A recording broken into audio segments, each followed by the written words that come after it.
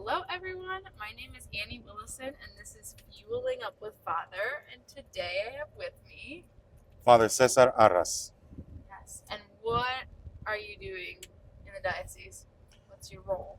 I work as assistant director of Hispanic ministry, and I'm helping with the marriage and family life ministry. Okay, Mhm. very nice. And how long have you been a priest for? I have been a priest for I'm in my 7th year. Okay. Mhm. And you're a part of an order, correct? Yes, So what's your order? I belong to a very unknown order, so almost like in danger of extinction. There's only 140, 150 um, solemnly professed members. Okay. That includes priests and brothers or deacons. Okay, yeah. And it's called the Order of Clerics Regular, Theodine. Okay. Mhm. And how did you find this order then? Like, When I was growing up, I wanted to do ministry among Hispanics. So I saw some of the struggles of, you know, my community growing up in El Paso, okay. Texas. And my spiritual father, a Jesuit, suggested that I join the Theatines because Theatines had a ministry among immigrants Oh, in Colorado. And so okay. that's how I started. I started, my process of discernment with the Theatines. Mm-hmm. Yeah. So where all have you been? Did you primarily serve in Colorado and then come here? hmm Where has your priesthood taken you? Well, I lived in Mexico for a couple of months, really not much of my formation, but I will say about 6 months. We did postulancy in Juarez at that time. Mm, And then after that, I moved to Denver, where I entered and studied as a theatine. I studied my philosophy okay. at St. John Vianney Seminary in Denver. Mm, So I did philosophy in Denver, Colorado. And then when I finished my philosophy, I went back to El Paso and Juarez and was there. Then after that, I went to the novitiate, okay. and I did my novitiate in Colorado again, Fort Collins. Mm-hmm.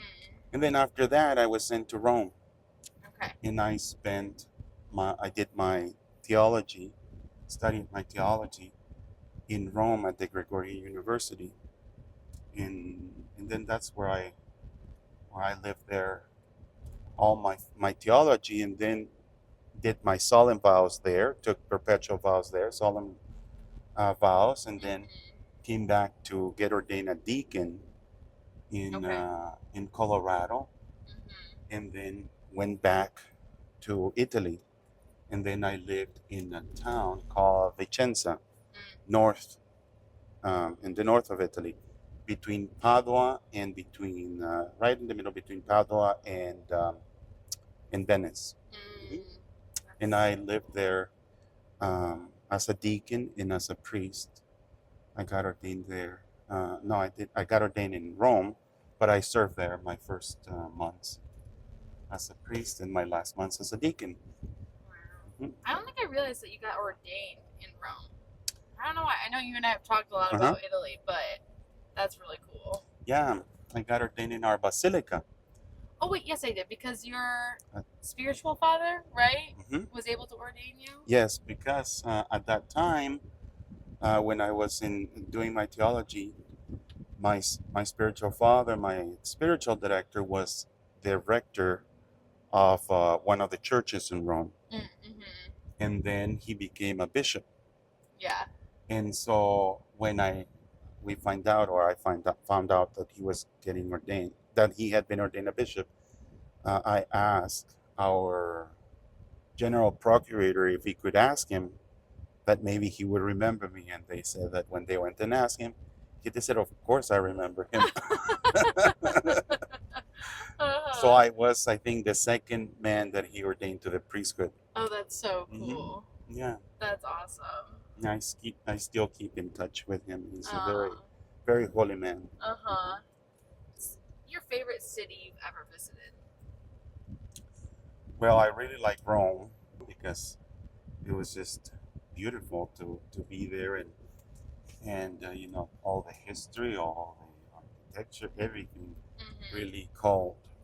You know, it was just a beautiful experience. But I also it depends. Okay. What the city that I enjoy the most? You said. Mm-hmm. So it will I be. guess overall experience. It would all depend. What like because of people, because of ministry, because of you know Right. the. But I think the ministry that I enjoyed the most was being a parochial administrator Mm, in southern Colorado. mm, I mhm. was in the Indian reservation of the Southern Utes, and That's I so cool. really enjoyed that ministry there. And that was a um, ministry among a very diverse community because you had three cultures there: Mm, Native American, you know, uh, New Mexico, Southern Colorado, mhm. Hispanics, and then all sorts of American culture for from all different parts of the United States. Sure. Uh-huh. So it was a very beautiful experience. We had people from all over the That's so United cool. States, and then we also had people local there. And so it was a very very interesting assignment. Really enjoyed it. Mm-hmm. Yeah. Do you like to get to know different cultures? Is that kind of like a passion point for you? Yes, I really enjoy getting to know other cultures and learning other languages. So I started when I got there. I started to learn Ute, Southern Ute, Oh. this week, and I was able to say a few things and learn the Our Father and things like that, and then I could Uh-huh. make up stuff that people would laugh. So it was good. I really enjoyed it. It was one of my was those experiences that I will always cherish. Yeah. How Mhm. many languages can you speak? I can speak or make noise or get in trouble in three languages: Okay. What are the three? Spanish, English, and Italian. Okay. Mhm. That's pretty good. I can understand Portuguese good enough, Okay. Yeah. Like we have a province in Brazil, Oh. and Uh-huh. when we visit with each other, with fathers from Yeah. that province, they speak in Brazilian Portuguese, and we speak in Mm. Spanish, and You we can can have a understand. conversation. It's Yeah. kind of interesting because we're sitting at a table, and then each one is speaking their own Romance language, Uh-huh. So That's it's cool. actually pretty cool. Mm-hmm. Mhm. Is Colorado your favorite place in the U.S.? Would you say What's one of them? one of them? Mhm. Yeah. What are some of your others? Like New Mexico a lot, Mm. uh, Texas, of course, and now Michigan, of Michigan. course, right? Now Yes. you gotta add that to your Yes. list. Uh-huh. Yeah. Have you made it out to like Michigan yet? I already drove around the lake. Oh. Yeah, Oh wait, that's right. Didn't you I go went to Wisconsin I or went to something? Wisconsin, and then I Yeah. came down through the Upper Peninsula, so I made a big circle. Oh wow. Yeah, Yeah, you really did. it was very good. Hmm. Enjoyed it. Stopped and ate cheese curds, which it Oh was very yes. good. You got to. And then got to Uh-huh. the Upper Peninsula, ate um, Did you have a pasty? pasty. Yes, you Yes. need to have a pasty. Hmm. Uh-huh. Father John Valier will be proud of you for saying that. Hmm. Yes, of course. Yes, uh-huh. So, Never had like a pasty from the UP actually. uh-huh. I'm going this weekend though, so maybe Oh, good. I'll grab one. But Well, my bring me grandma one. always makes them. Okay, I'll bring one back for you. Good. My grandma always makes them for my grandpa's birthday. Ah, nice. And that's like the only time I have it. Are you close to your grandparents? Yeah. Mm-hmm. They Nice. live in town, just in Caledonia over Oh, here, so nice. they're not far at all. Oh. Yeah, I actually have a pretty big family, Mhm. but I only have, like, between my dad's side and my mom's side, I only have two cousins who live out of state. Everyone Ah, else is in the West Michigan area, wow. which is a huge blessing because for how many people, Mhm. that's pretty good. How about your family? What's your family like? My family is pretty much all in the southwest, in Okay. the area of El Paso. Mm-hmm. It's the area of El Paso, Juarez, Las Cruces. Okay. That's where my family lives. Uh-huh. How many siblings do you have? I have 2 younger siblings, Okay. and I have an adopted sister. Okay. Has there been anything shocking about the Midwest that you weren't expecting so far? The heat. The heat? I came in the winter. Uh-huh. I've been here only 2 months, Uh-huh. so I got a good taste of the heat. Humid, which I'm not used to. Yeah. You know, coming from El Paso, Uh-huh. it's desert, so It's there's just dry heat. yes. Yeah. You put humidity into the environment inside the house to make it feel nice, comfortable. Uh-huh. And then the same thing in Denver. Colorado is sort of dry, Okay. and then here it's very humid. Uh-huh. So that's been one of the experiences, which is good. Mm-hmm. So it wasn't what you were expecting? Like, you weren't expecting it to that extreme?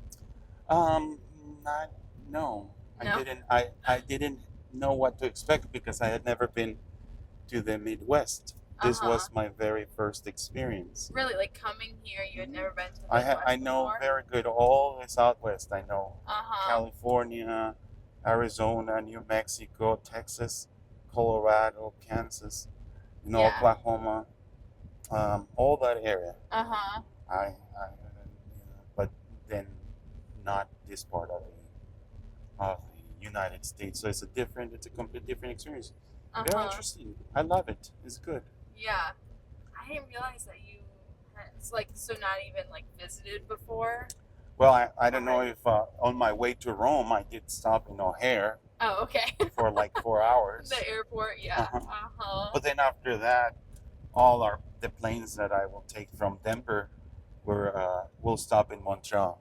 Okay. I liked that airport better. It was smaller. OHare's massive. Yeah. It's kind of like flying through Atlanta. That's also. Yeah. But it was fun because you will see all these priests, bishops, Orthodox, and Latin who were in the airport. It was kind of Uh-huh. neat. That is. Like, what do you do in your free time when you have it?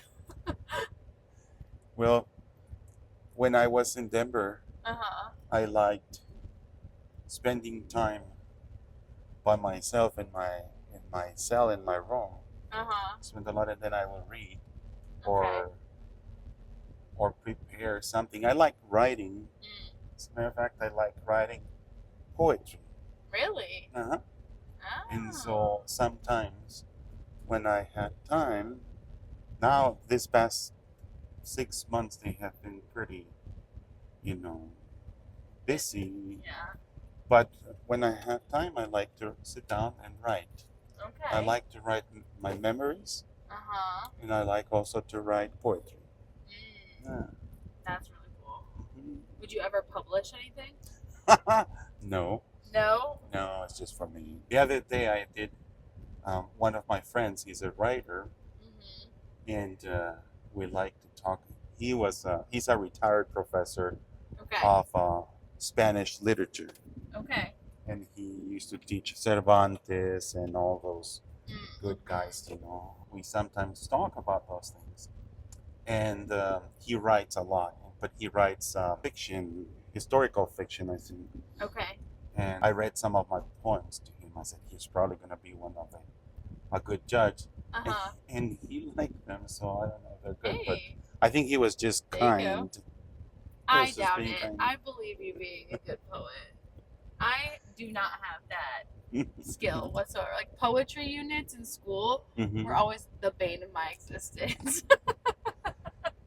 I was. I think I'm creative in other ways, but Mhm. not to like put words in that manner. Like, they came out so cheesy and it just like, Well, mine are cheesy, probably too. I'm But sure I, they're good. yeah, I like it. I like writing, and I have written things for my friends, but I have never given them to them.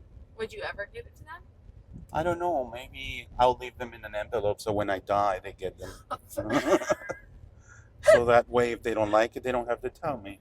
But what if they die first? Well, I mean, not that I want anyone to die. I'm not saying that, but I think you should just send them. Hopefully that will not be the case, but yes, I might get courageous and do that one day. That's nice though. I did give one to a friend. Okay. And actually, it was last year. Was it? No, it was this year. I went and preached the retreat for the Holy Week at the monastery of where my sister lives. Okay. And then one of the sisters told me, we read one of your poems. Mother so and so has it, and I said, how did she? And then she was laughing. She said, you wrote it when you were postulant, then you gave it to me. Oh. And I said, oh. And then they read it. She brought it, and she still had it. And I was so embarrassed because it was extremely pious. But it was fun to remember that. And I remember exactly why I wrote it and why I gave it to her and everything. So it was kind of, bringing those memories back. It was beautiful. Yes. That is. Yeah, it's fun too to like when you do write something down to like reread it and like remember back to that moment that you wrote it and the memories behind that. Even like I have my journals that go back to when I was in Parsons or my novitiate. And then you go back and then you read them and you remember things that maybe you had forgotten.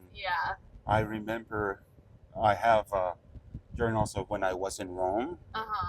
And then I was reading the other day I was reading one, and I started remembering exactly what I had experienced at that moment that I wanted to write. And it was just, the experience of going to buy medicine or something, stomach medicine, whatever it was, like a dumb thing. Right. But it was, the experience of having to go to this pharmacy to speak a different language, which I really didn't, was able to speak that well. And so it was, I put it there, everything I felt, everything. And so it was an interesting experience to read that back again. So, I'm trying to get better about journaling, and I have over the past couple of years because it's good to go back through, but the problem is sometimes my brain, I'm thinking way faster than I can write it onto paper, so that I get frustrated because I was like, I'll just think about this. But I'm trying to be more intentional, like actually writing it, because like you have these memories, but sometimes when you're reading the memories, like it puts you back in that moment more, where you feel the emotions that you were feeling at that time and so the chaos of it. Yeah. Maybe you can record it. I've thought about that, but then I was like, I don't know. There's been a couple times I have where it's like, if it's more of a story, it's cool to look back on those moments and like hear your voice from then versus your voice now recounting then. You're right. If that makes sense. Yeah. Well, I remember the other day I was going through some of my stuff and I found a story that I wrote about the day that I left, the last night that I spent at my parents' house before I left to the seminary, to the postulancy. Yeah. So I remember I remember writing, and then I read it, before coming here, because I was getting rid of a lot of stuff, and I found that story that, describing, remember. I could see it. I woke up in the middle of the night. I couldn't sleep that well that night. And I was recording everything that I had experienced. Even what my mom told me and all that. So it was a very, That's so cool. Yeah. All right. You've re-inspired me to pick it back up. Good. Because I was good about doing it like every day, even if it was like very brief. But yeah, I was like, it doesn't always have to be the dramatic moments of life that I write about. It can also just be day to day. Right. Yeah. It's just something that will help you to keep a memory. Yeah. And then to go back and to reread it and see how are you now reacting to a situation similar to that. Yeah. It's very true. And like see the growth too. And That's how Yes. God's worked through moments too, and yeah. So, like, how far back do your journals go? Like, They basically go back to a year before I entered the seminary. So when I started discernment. oh, so you have like your whole discernment process recorded Mhm. too. That's Yes. cool. Do you have a favorite childhood memory? I have many. Mm-hmm. That's good. I hope you have many favorite childhood memories. Yes. So you have like one in One. particular? I was actually talking to my brother, my youngest brother, Uh-huh. yesterday, and we're talking about remembering our grandfather. Mm. And one of those memories that I really like Mm-hmm. is remembering my grandfather. Every time when he would go to bed at night, Mm-hmm. he would pray, and his room was next to the dining room, and then we could hear him pray at night. Aw. And he was a very simple man, Mm-hmm. but I don't recall one day that he didn't pray. Oh. And so that's one of the memories that I remember the most. Mm-hmm. Always the voice of my grandfather in the background, when we were drinking, something, milk or something Mm-hmm. to before going to bed, whatever we were doing, Yeah. and I could hear him. And so that's one of the most beautiful memories that I have from my Oh. childhood. Yeah. Mm-hmm. Those just like consistent little moments too, I feel like really stand out. Right. Yeah. So did you grow up in like very Catholic household? Well, I will say that we were not. Yeah, my parents and my family like to say that they are Catholic but not fanatics. Mm-hmm. Catholics but not fanatics. Yeah. Okay. And so they always went to mass. My Mhm. grandmother always went to mass. My mom, my dad, and my grandfather didn't go to mass that often, Okay. but they always prayed. Mm. My mom and my grandmother will go to mass every Sunday, Mm. and I was forced to go to mass twice on Sundays. One with my mother because Okay. she liked the 8:45 mass in the morning, Uh-huh.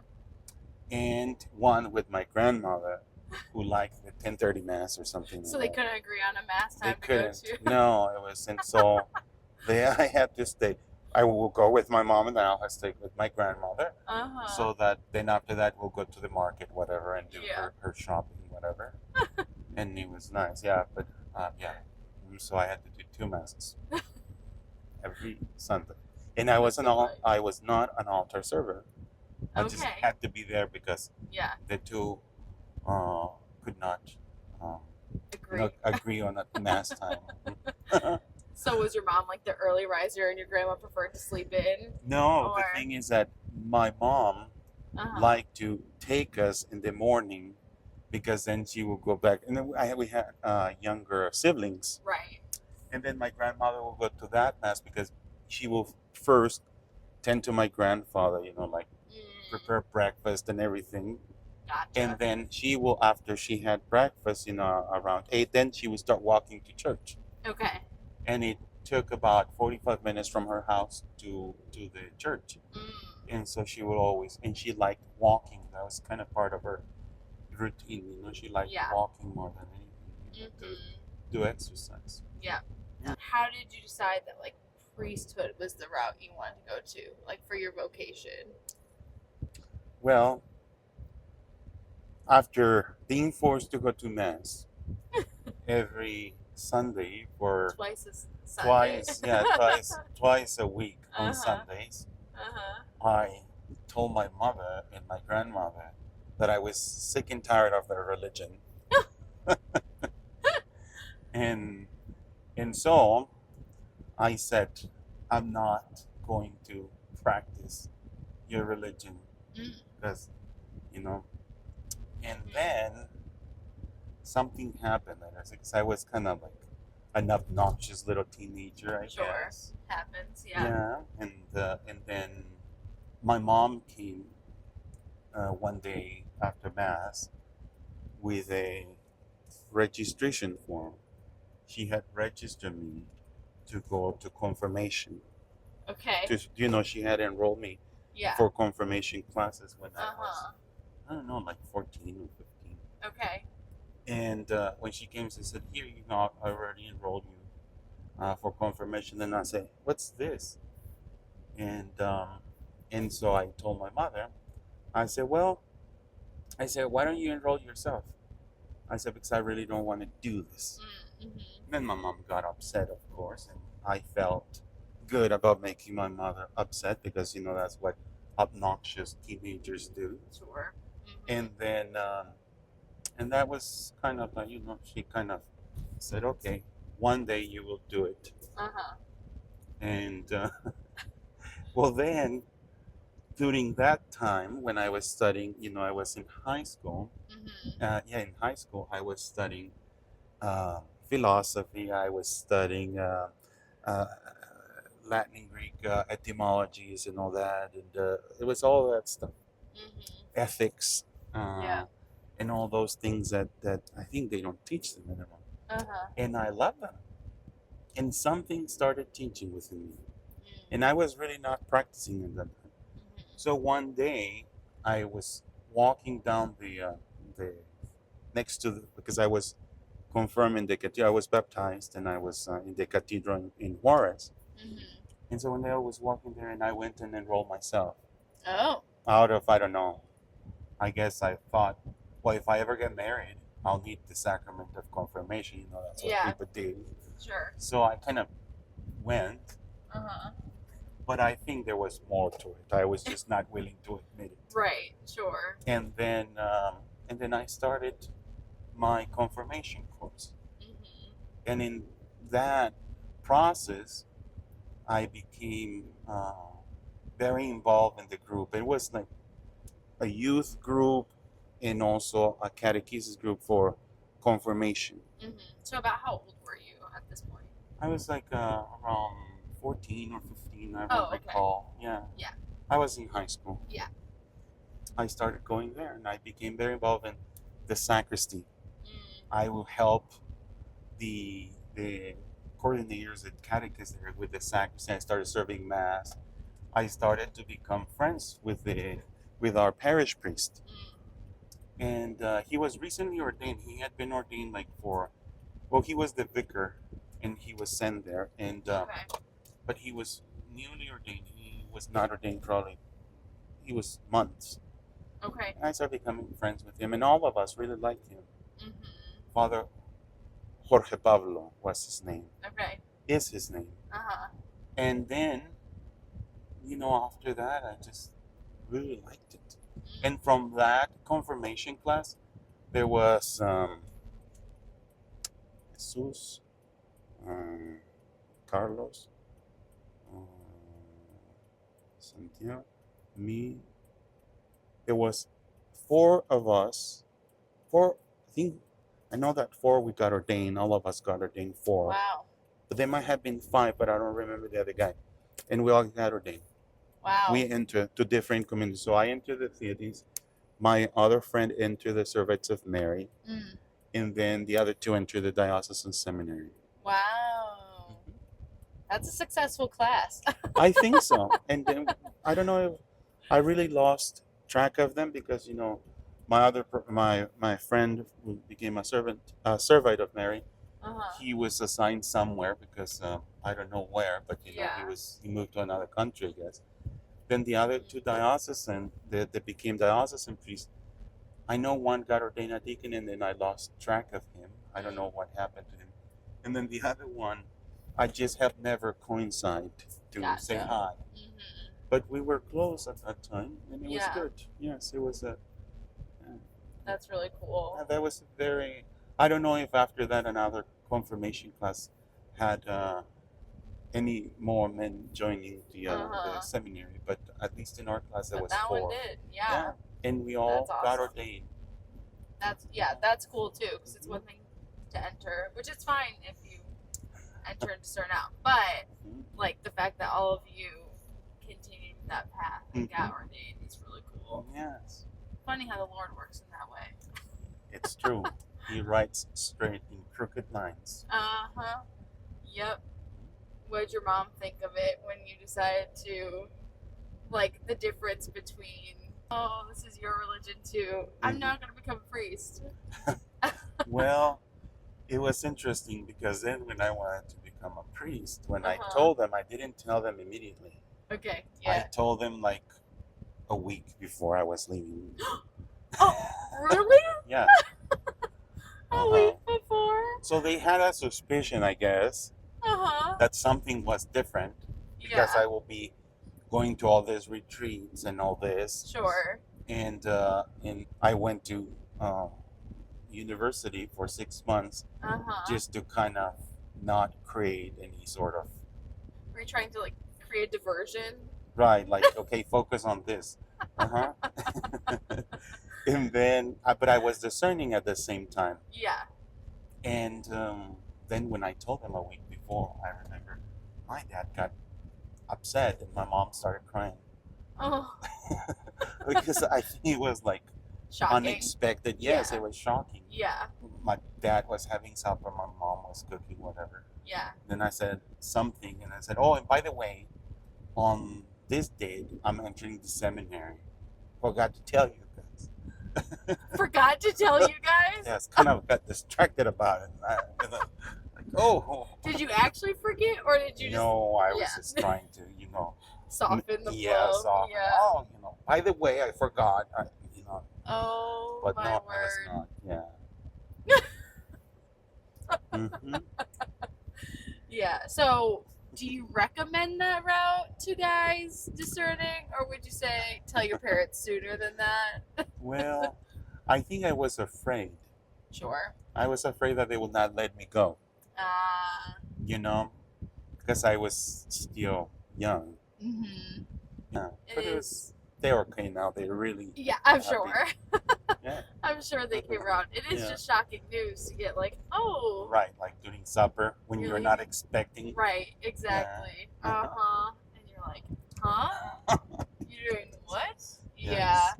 I can only imagine it being such. But sometimes you have to know, you just know it's where God wants you to be, Mhm. and you have to do it. And, like, as long as you're confident in that, other people will come around and see that, even if it's confusing at first. So, yeah, that's wild. Is that you were moving to Colorado, right? Right. Well, I started there in that's right. Juarez, That's right. and then I went there, Okay. and then yeah. Okay, It so was you good. weren't like, and I'm moving to a different state. It was, I'm kind of in town. Going to I'll be seminary. yes, Yeah. and the Which father helps. at that time, he was very understanding, and so Mhm. he went and talked to my parents, That's good. and then, they were allowed to go and visit when there was a feast or something. I was not there Uh-huh. that long, but we had a few celebrations, and Sure. he will invite them and everything, so they start to feel more at Comfortable. ease. Yeah. With the idea. Could see what life was like Mhm. and everything. Yeah. Because did you have any relatives that were priests, or were you I kind of have the a first cousin. family? Okay. I have I call him an uncle because he's older than me, but actually we're cousins. Okay. Yeah. And he's been a priest probably for like 35 years. So he Okay. was ordained when I was born. Oh wow. Yeah. And I don't know him that well because he's a religious. Mm. So he has always spent time outside. I only will meet him when he will come for family celebrations. Gotcha. And yeah. at that time I was so young that he would not really didn't spoke to us. But then now I keep in touch with him. I call him now and then and text message him. Yeah, he's in Mexico.